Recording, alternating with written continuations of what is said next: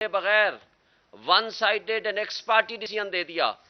پھر اس x parte decision کے اندر جو کہ وہ پابند تھا کہ کورٹ ٹائمنگز کے اندر ہماری بحث سنتا اور بحث سننے کے بعد جو وہ فیصلہ کرتا، لیکن ہم نے آج اس کے خلاف ٹرانسفر اپلیکیشن بھی جمع کرا دی اور عامر فاروق صاحب کی ججمنٹ کے خلاف بھی سپریم کورٹ میں فائل جمع کرا دی.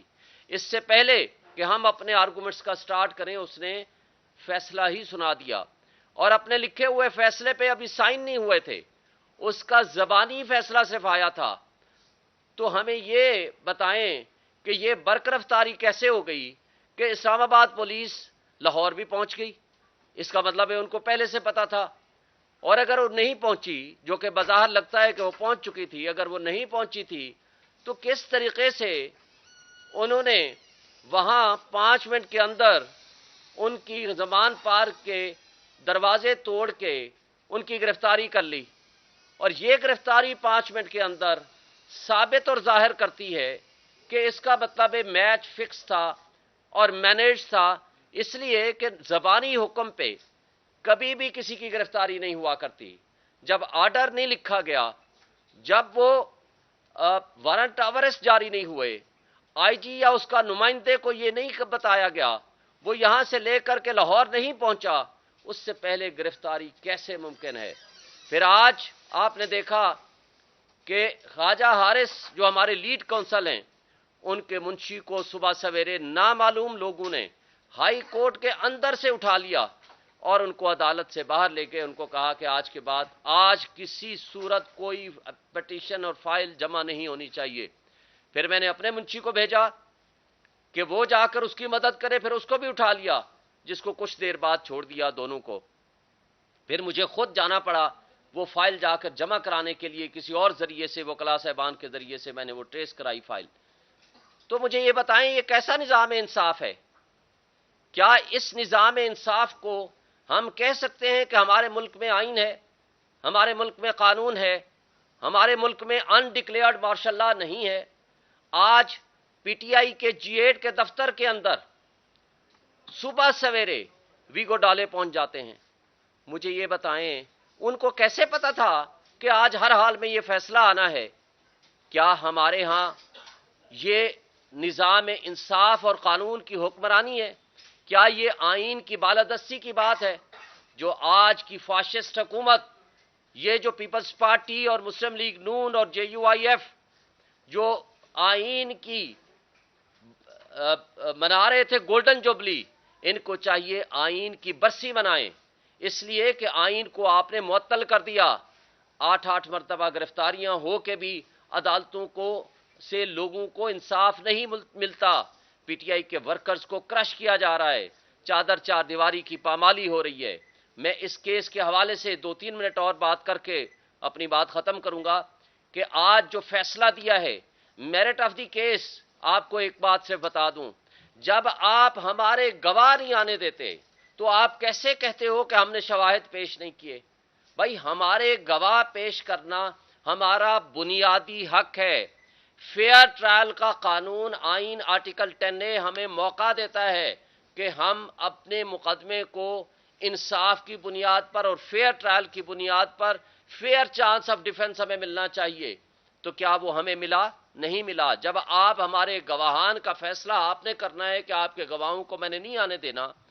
پھر متعصب جج ہمایوں دلاور کی مس کنڈکٹ آپ دیکھیں اور ان کی بدنیتی دیکھیں.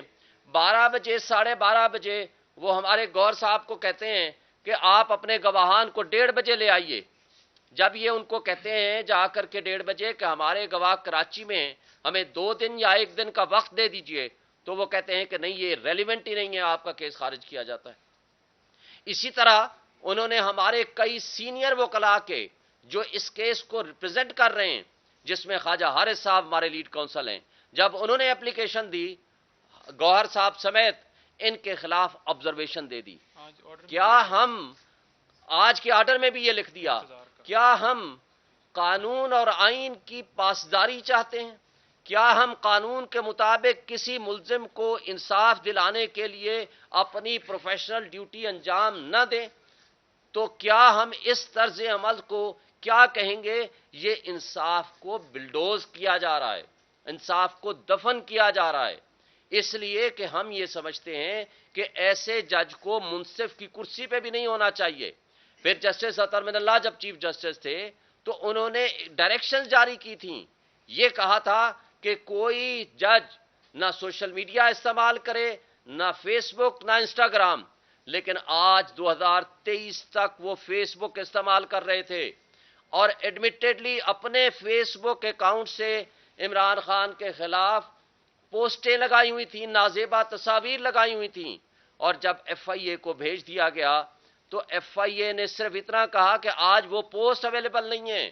تو کیا ایف آئی اے کے پاس کوئی میکنزم نہیں ہے کہ ان پوسٹ کو ٹریس کر سکے یا ان کو آرکائیو سے حاصل کر سکے؟ اس کے لیے 30 ڈیز اور 90 ڈیز کا پیریڈ ہے، فیس بک مینجمنٹ سے رابطہ کر سکتے ہیں۔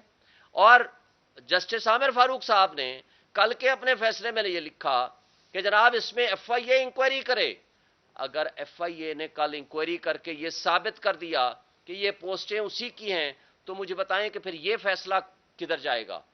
پھر کل کے فیصلے میں عامر فاروق صاحب نے یہ بھی فیصلہ کر دیا کہ آپ کا حق بنتا ہے اپنے حق میں گواہ پیش کریں، حق کے دفاع کسی کا ختم نہیں ہو سکتا۔ اس مقصد کے لیے انہوں نے نوٹس کر دیے جو کہ اگلے ہفتے لگے ہوئے ہیں۔ تو مجھے بتائیں اگر ہمارا حق کے دفاع کے بغیر اور عامر فاروق صاحب کے اس فیصلے سے پہلے اگر آپ نے ہمیں فیصلہ سنا دیا اور ہمیں سزا دے دی تو اس پھر حق کے دفاع کا کیا بنے گا؟ پھر آج بدقسمتی کی بات ہے جس نے قانون قاعدے کے مطابق گاڑیاں نہیں لیں، جو جرم کیا، وہ ہیں نواز شریف صاحب، وہ ہیں آصف علی زرداری، وہ ہیں یوسف رضا گیلانی، وہ ہیں مریم نواز۔ یہ جرم ہے جن کے خلاف ریفرنسز بنے لیکن نیب لا کی ترمیم کے بعد وہ واپس ہو گئے۔ یعنی جو مجرم ہیں جنہوں نے جرم کیا ہے توشہ خانہ سے، ان کو تو آپ نے اقتدار دے دیا، اور جنہوں نے قانون اور قاعدے کے مطابق کوئی چیز لی اور اس کی وہ پراپرٹی بن گئی، اس نے کل اس کو بیچا، اس کو رکھا یا کسی کو گفٹ کیا، یہ اس کی پراپرٹی ہے، وہ جرم نہیں ہے، وہ قانون قاعدے کے مطابق ہے۔ اور ایک بات اور کہ یہ جو آج الزام لگایا جس کے اوپر سزا ہوئی ہے، یہ صرف یہ الزام ہے کہ آپ نے ٹیکس اتھارٹیز کے پاس تو جو لائبلٹیز اور جو ایکسپنسز اور جو آپ کے ایسٹس ہیں وہ تو آپ نے ڈکلیئر کر دیے، لیکن الیکشن کمیشن میں آپ نے وہ پیسے تو ٹھیک لکھے لیکن آگے لفظ توشہ خانہ نہیں لکھا، اس کی تفصیل نہیں لکھی کہ اس میں یہ چیز موجود ہے۔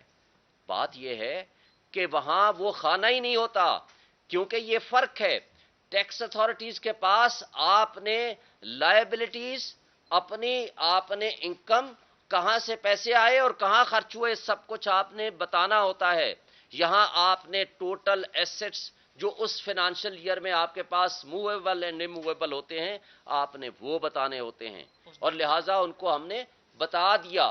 تو یہ ہے ٹوٹل کیس، لیکن اس کیس کو پچھلے 1.5 سال سے جس طرح پولیٹیکل وکٹمائزیشن کے لیے استعمال کیا جا رہا ہے یہ سب آپ کے سامنے ہے، ہماری قوم کے سامنے ہے۔ ہم بجا طور پر سمجھتے ہیں کہ اس متعصب جج کے ساتھ ہماری اسٹیبلشمنٹ ملی ہوئی تھی، اس متعصب جج کے ساتھ ہمارے تمام ادارے ملے ہوئے تھے، اس متعصب جج کے پیچھے ہمارے یہ جو پی ڈی ایم کی فاشسٹ حکومتیں ہیں وہ کھڑی ہوئی تھیں، اور انہوں نے صرف پولیٹیکل وکٹمائزیشن کے لیے خان صاحب کو نشانہ بنایا، اور ہم اس کی بھرپور مذمت کرتے ہیں۔ ہم قانون کے راستے کو اڈاپٹ کرتے ہوئے انشاءاللہ ہم اس کے خلاف اپیل بھی فائل کریں گے، ہائی کورٹ میں بھی اور سپریم کورٹ میں بھی، اور جو نیکسٹ رائے عمل ہوگا وہ آپ کے ساتھ شیئر کریں گے۔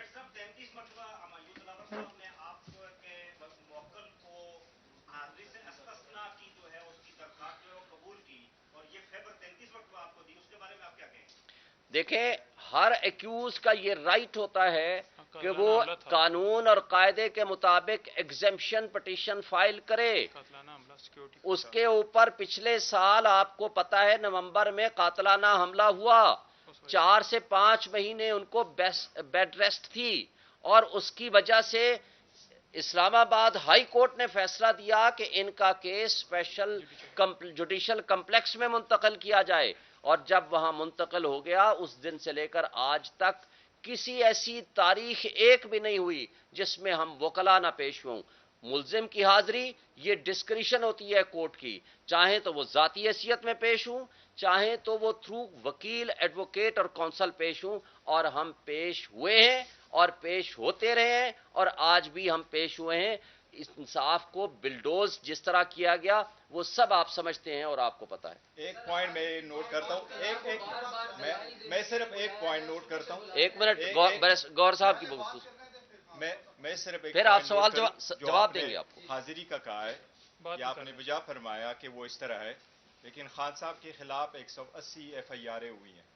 خان صاحب آپ کی انفارمیشن کے لیے 350 مرتبہ عدالتوں میں پیش ہوئے ہیں، 2 مہینوں میں 350 مرتبہ عدالتوں میں پیش ہوئے ہیں۔